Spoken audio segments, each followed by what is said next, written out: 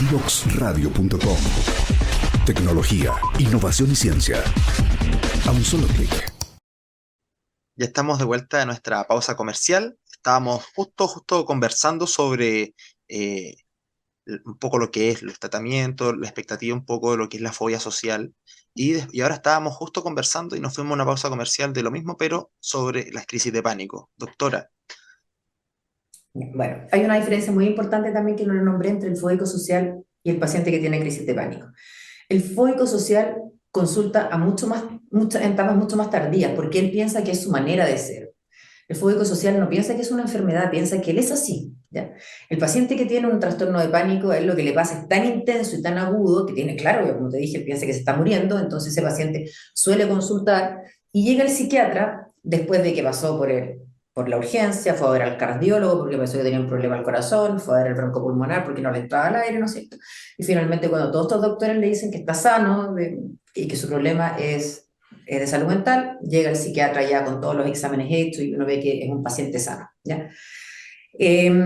El tratamiento se ocupan también los mismos primeros medicamentos que son los inhibidores selectivos de la recaptación de serotonina o los inhibidores selectivos de la recaptación de serotonina o noradrenalina, que son los mismos que se ocupan que hoy estamos hablando de la fobia social porque son medicamentos que modulan la ansiedad, pero tienen un efecto a largo plazo. Entonces también al instante el paciente, según la cantidad y la frecuencia de crisis de pánico que tenga, uno le deja, si es que la frecuencia es poca, uno le deja solo un medicamento de SOS como tranquilizante, y si la frecuencia es mucha, uno tiene que dejar el medicamento por horario, porque la idea no es que un paciente le den crisis de pánico y se tome la pastilla, la idea es que ese paciente no tenga crisis de pánico. ¿Por qué?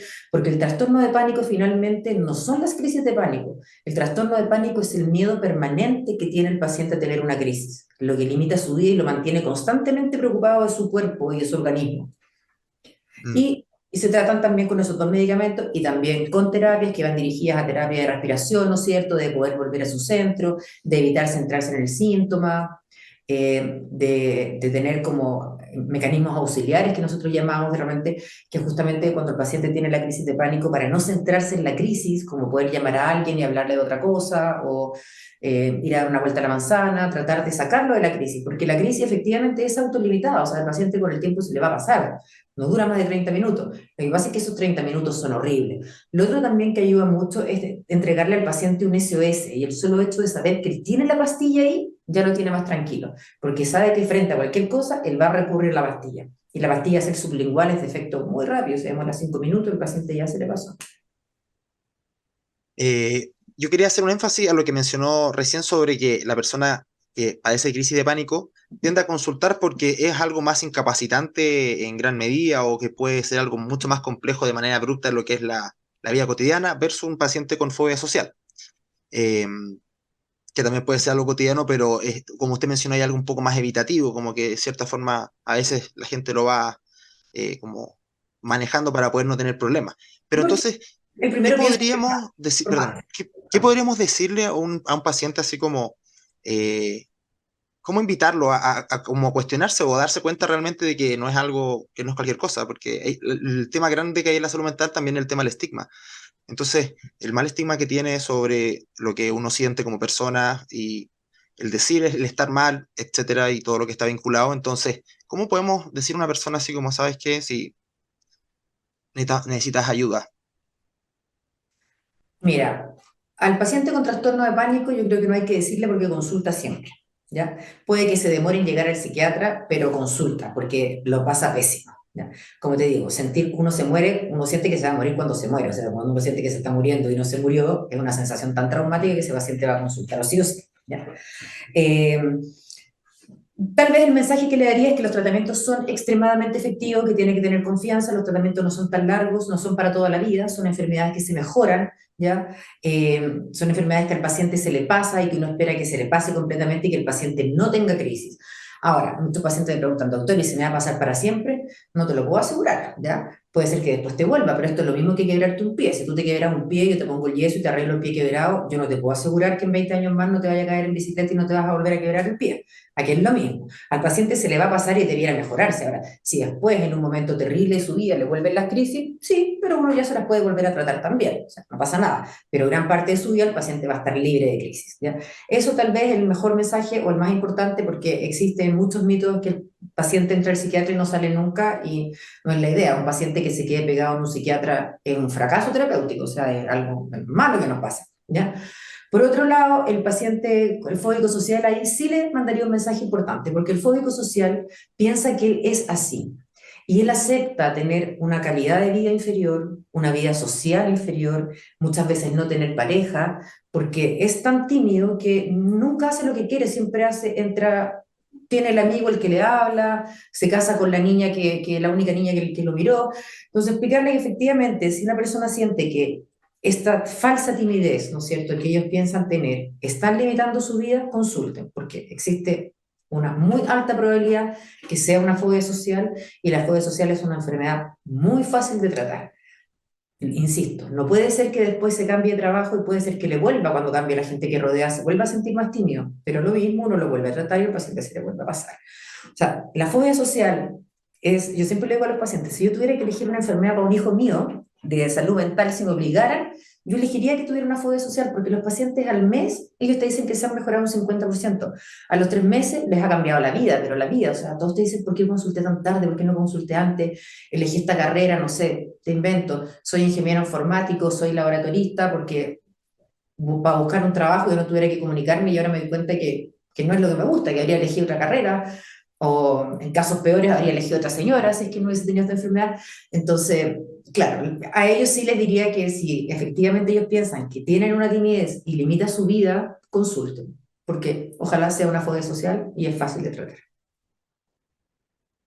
Recomendaciones que uno quizás podría darle a algún familiar o cercano o amigo de alguien que esté viviendo este proceso. No necesariamente que esté alguien que no haya ido a consultar, sino alguien que puede cursar con algún momento y va a dar apoyo, contención, como recomendaciones que uno pudiese entregar.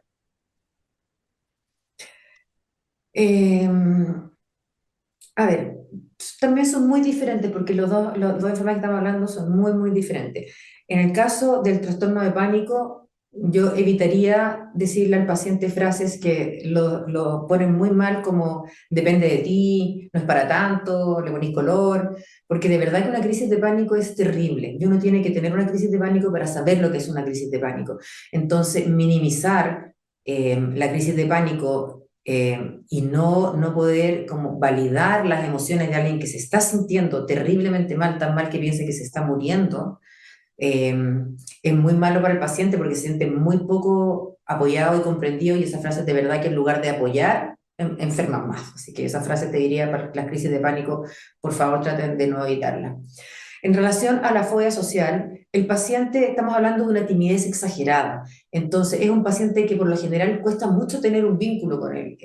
Podría ser tu primo que nunca habla, o el que en la reunión social se encierra en su pieza pero nunca baja, o el que saluda así a los tíos pero en verdad nunca comparte. Entonces tener la instancia o la cercanía o la confianza para decirle a él, oye, creo que tienes un problema, trátate, es difícil llegar a ellos, pero si pudieran hacerlo y de alguna buena manera llegar en el fondo a este pariente o este amigo que no cree que pudiera tenerlo, yo lo haría, porque como te digo, ellos piensan que es una manera de hacer, y si alguno escucha el programa y conoce a alguien, yo le pediría que sí se lo dijera, porque fácilmente le va a cambiar la vida a esa persona. Y respecto a lo que podríamos considerar como recomendación, quizás como para el paciente a nivel general, así cualquier persona que padezca esto, algún dato quizás que usted considere importante destacar y poder entregar. O sea, mira, así como medidas generales de los trastornos ansiosos, para todos los trastornos ansiosos, uno siempre le dice a los pacientes que existen 10 cosas que son como las reglas que no hay que hacer en los trastornos ansiosos, ¿ya? No se debe tomar café, no se debe tomar mate, porque el mate tiene tanto café como el café, la única diferencia es que se llama mate. Entonces no se debe tomar café, no se debe tomar mate, no se debe tomar bebidas energéticas ni bebidas estimulantes, bebidas energéticas como, no, es decir, marcas todos conocemos, y bebidas estimulantes como que contengan guaraná, otras cosas así. Eh, Evitar la Coca-Cola, la Pepsi, la Inca-Cola, todas estas bebidas que contienen cafeína. no tomar pastillas para bajar de peso, porque esas pastillas ponen muy nervioso, entonces exacerban los síntomas angustiosos o ansiosos. Eh, no tomar pastillas para la concentración, porque también esas pastillas estimulan y aumentan la sensación de nerviosismo. Evitar el exceso de trasnoche, el exceso de trago y no consumir ninguna droga. Perfecto. Avanzando un poco más y ya como eh, continuando respecto a lo que mencionamos sobre la fobia social, el elemento que mencionó era como el tema de la calidad de vida Sí. y todo lo que está vinculado. Hay a veces también, por ejemplo, otros cuadros que puedan afectar esta calidad de vida. O sea, quiero decir que hay otras enfermedades de salud mental que estén concomitantes quizás asociadas a esto. Sí, mira, dentro de los fóbicos sociales hay un alto porcentaje de alcoholismo. ¿Por qué? Porque efectivamente, por ejemplo, te pongo un fóbico social que quiere socializar, ¿ya? Va a una fiesta, pero no habla con nadie, pero se toma 2 piscolas y como se desinhibe, lo pasa bien, conversa y los compañeros nunca lo habían escuchado hablar. Conversa, habla de todo, ¿no es cierto? Entonces lo empieza a ocupar como una manera de medicarse el uso del alcohol. Y generalmente terminan pasándose la mano porque esta sensación de bienestar que no la tienen normalmente porque viven en un estado completo de tensión, hace que tiendan a tomar más alcohol de lo que debieran. Por eso el abuso de alcohol está estrechamente unido a la fobia social. Y después lo que le pasa a este paciente, que va aumentando más encima la fobia social, imagínate que estás en la universidad, no hablas con nadie, no tienes amigos, no, vas a un carrete, te tomaste 3 piscolas, conversaste, fuiste simpático, divertido, todos se rieron contigo, vuelves el lunes a clase, estás sin piscola, y todos quieren ver al amigo chistoso, pero ya no eres chistoso, ya no eres simpático, ya no eres divertido, ya no hablas nada, entonces eso lo hace sentirse más raro todavía y hace que aumente más su inseguridad. Entiendo. Y bueno, lo mismo quería preguntar con respecto a las crisis de pánico, por el otro lado. Si había también alguna concomitancia con algo relacionado. Mira, tal vez algo importante que podríamos hablar de las crisis de pánico es que una cosa es la crisis de pánico y otra cosa es un trastorno de pánico, ¿ya? Son cosas muy diferentes. La crisis de pánico le puede dar a cualquier persona, ¿ya? De hecho, si hay un terremoto en Santiago, puede ser que la mitad de Santiago tenga una crisis de pánico, ¿ya? Pero hay una situación que yo puedo entender que genera la crisis de pánico, ¿ya? Cuando uno habla de un trastorno de pánico, yo estoy hablando de que las crisis de pánico, que pueden ser las mismas, pero son inmotivadas. Puede ser que con el tiempo se formen motivadas, pero son inmotivadas. Por ejemplo, a mí la mayoría me pueden dar en cualquier parte, me pueden dar tomando un té, me pueden dar nadando, me pueden dar caminando por la calle, viendo la película que más me gusta, conversando con mi mejor amiga. Pero si justo, ponte tú, una me dio caminando por la calle, a mí puede ser que yo empiece a condicionar, ay, si yo camino por la calle puede que me dé crisis de pánico.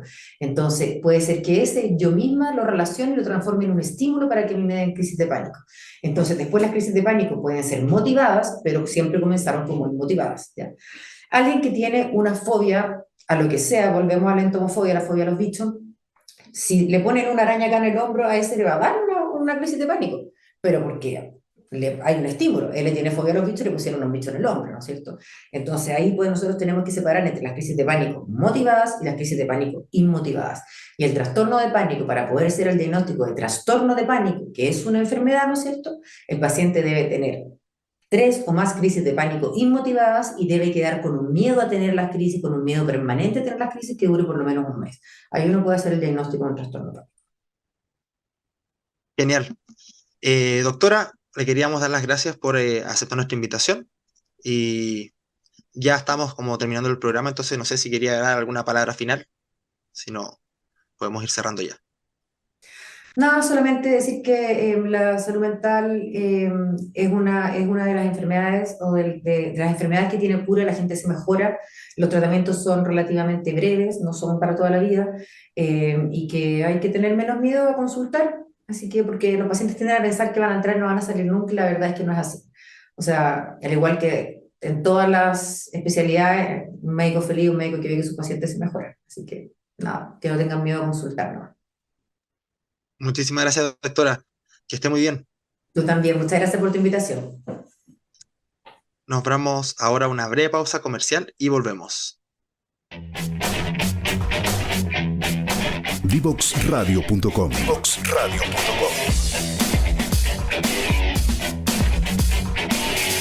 Conversaciones que simplifican lo complejo.